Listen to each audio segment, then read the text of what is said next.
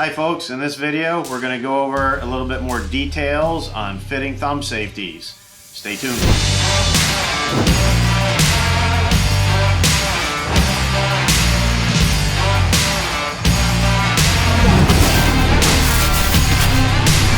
We have here a custom build that I'm roughing out right now, which means I'm just trying to get all the parts into it.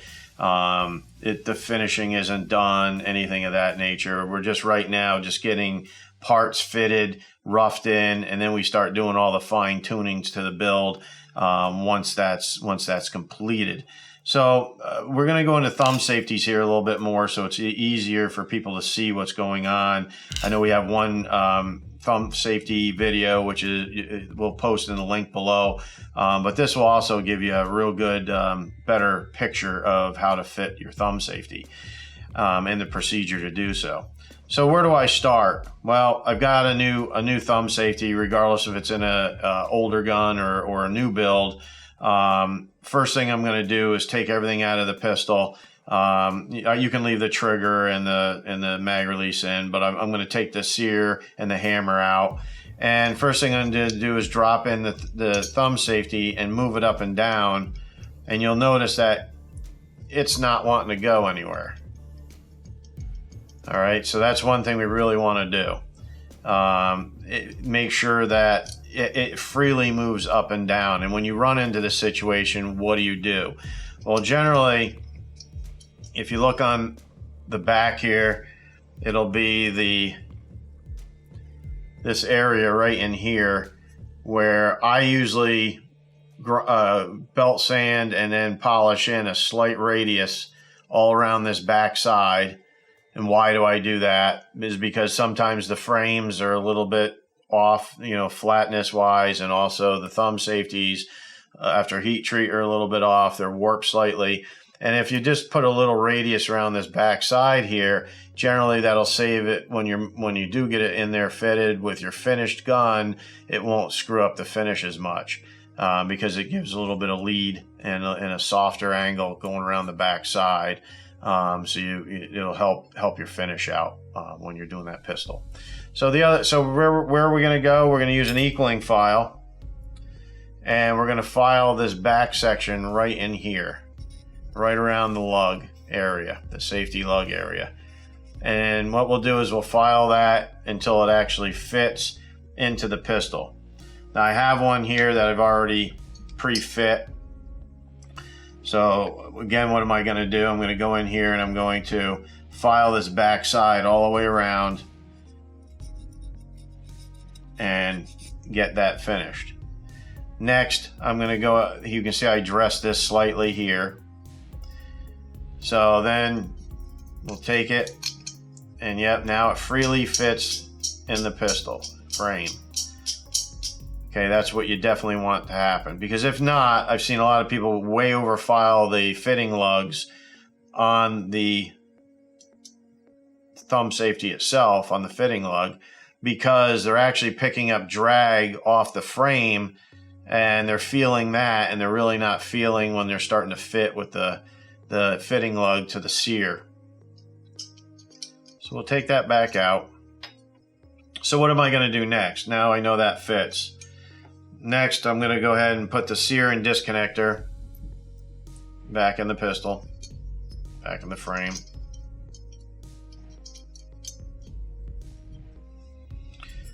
I usually use our scribe to line the holes up. It's a little more difficult here because we're trying to get a good shot in the camera for you guys. And I line that up.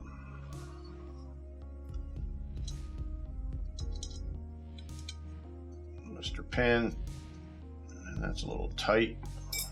I'll just tap it a slight bit.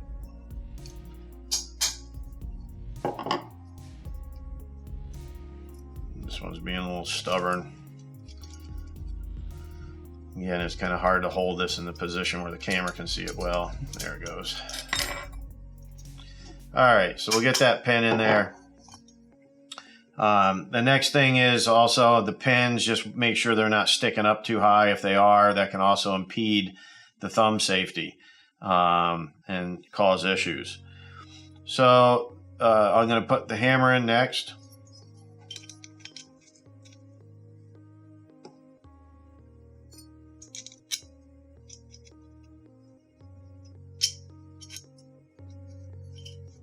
Okay, and that moves freely. Also, make sure your sear is moving freely in the frame. Then what am I going to do? Well, the next thing is your sear spring, and I'll end up taking it, and you'll see how I hold it with my hand, with these 3 fingers basically supporting it. And then you can see how I cock the hammer, pull the trigger, and I see how everything is freely moving. Remember, you have to have enough tension on the sear spring that the disconnector is in the up position, or you won't be able to do this. You'll end up getting to a point where, oh, the gun won't fire because your disconnector's not up. So just watch for that. Keep enough pressure on it with these fingers. So that I usually bring it to that, and then I'll end up putting a finger behind my index finger behind the hammer, just like that. And then I'll start taking the thumb safety itself, and again, I know it's not going to go in. You can see it doesn't go in the frame at all because the fitting lug is hitting the back of the sear. So what am I going to do next? Well, the fitting lug is in this position right here. So you can see this area right here. That's your fitting lug. And what I'm going to do is I usually use an equaling file. We're gonna start posting a lot of these different tools that we use consistently on the website, so you'll be able to purchase them there. But usually use an equaling file, and I'm going to start right at this area right here, and I'm going to start filing that. And you'll see how I'm creating a flat. And after you've done a ton of these, you'll kind of get a feel for about how far you got to go, depending on the parts that you're using.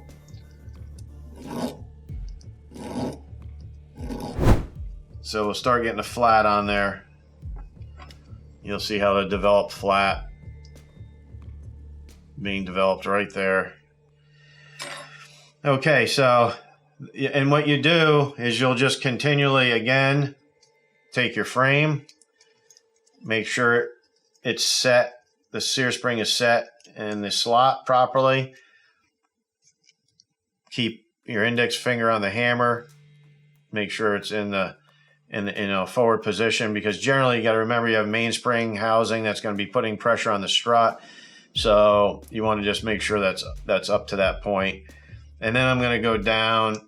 And again, you're usually not going to get this in the first try, guys. It's going to take, sometimes 4 tries, sometimes 6 tries, sometimes 10 tries. And you can feel how, and you can also take it and you can actually look up inside here.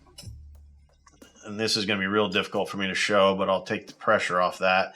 But you'll be able to look up inside here and see where the lower lug makes connection with the sear to keep everything in a safe position, locked in a safe position. And you can see about how much material you're going to have to remove by just looking up in there and seeing it. So again, it doesn't go in, so we'll go back and we'll file a little bit more.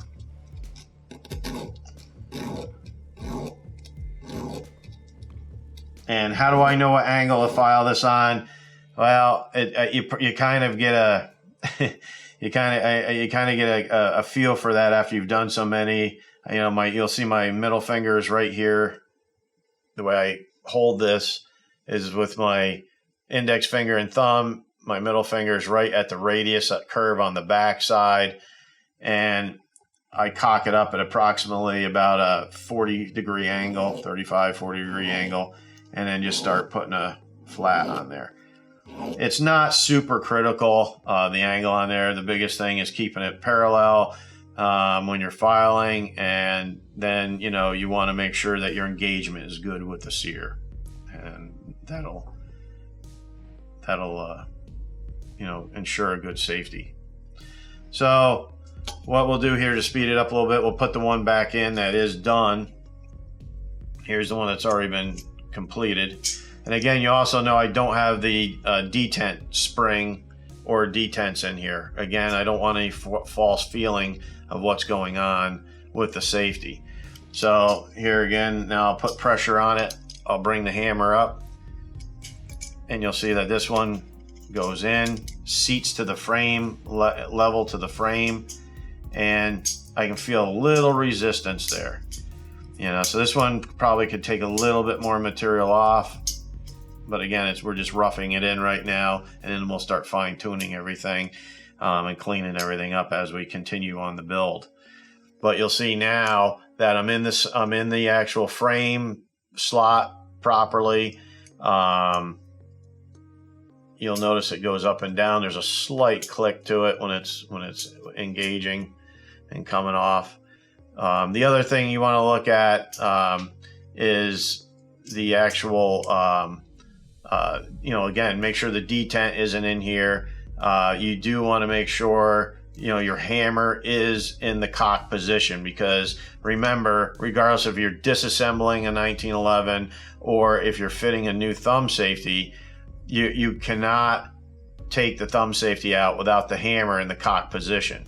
So again, if you don't put your index finger behind here and you have all the other guts out of the gun here, this hammer wants to go all the way back, which is a bad condition, because again, you're going to get a false reading of fitting the thumb safety. So you want to make sure that your index finger is putting some pressure, force, you know, toward the back of the hammer. And then again, it's in the cock position. Insert the thumb safety and test it again for movement and lock up. So we'll get this gun all together here. But now we're going to relax the hammer into the fired condition. Grip safety. We'll add the grip safety. We can add the detent at this time. Oops, there it goes. The detent.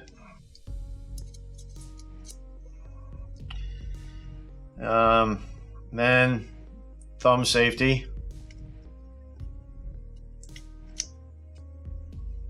And again, I'll use my scribe, and I just push down on the detent. And again, that feels quite positive. That's a nice detent.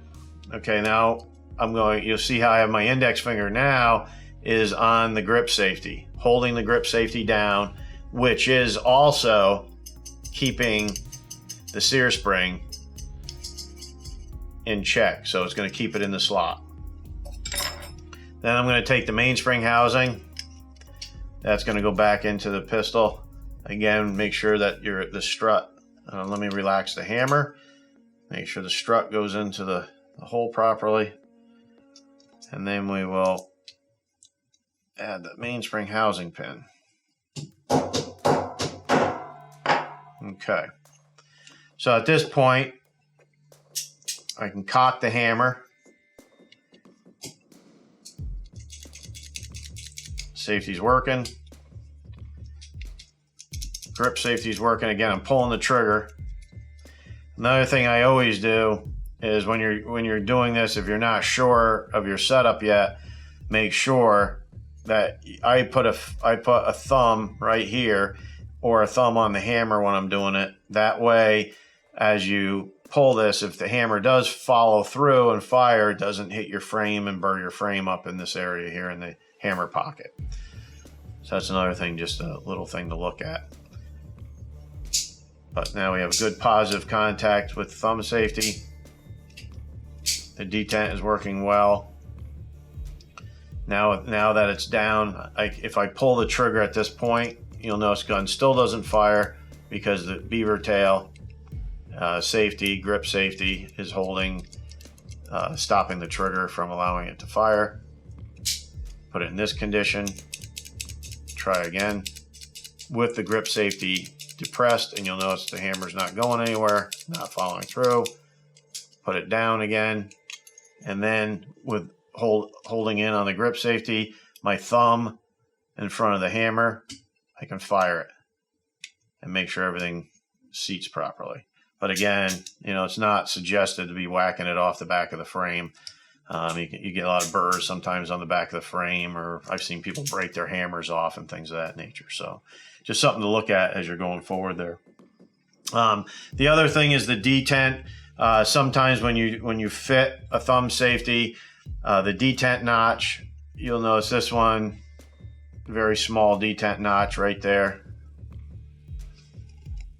Right in this area here, it's a little dimple. You'll see where the detent, the spring detent, will go into that area there, and that can be increased if you like that a little deeper. You want more of a positive feel. You can take a Dremel tool with an 1/8 inch burr ball and just increase the dimple size right in that area right there.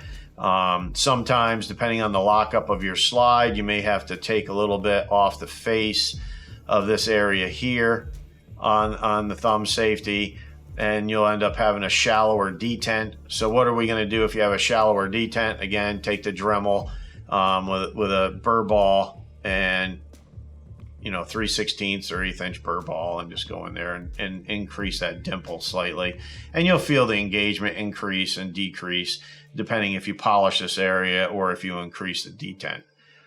Okay, so that's about it with doing thumb safeties. The only other suggestion I have is sometimes if you set the thumb safety up and you feel a click in your trigger, another thing is a secondary angle back here sometimes will be interfering, and you'll get a little interference right on this little area here, and you can just take that and file that just slightly, and that'll take that click out of your trigger pull a lot of times. So just something to look at if you run into that. Okay, well, thank you very much for watching the video, and we'll have more coming shortly.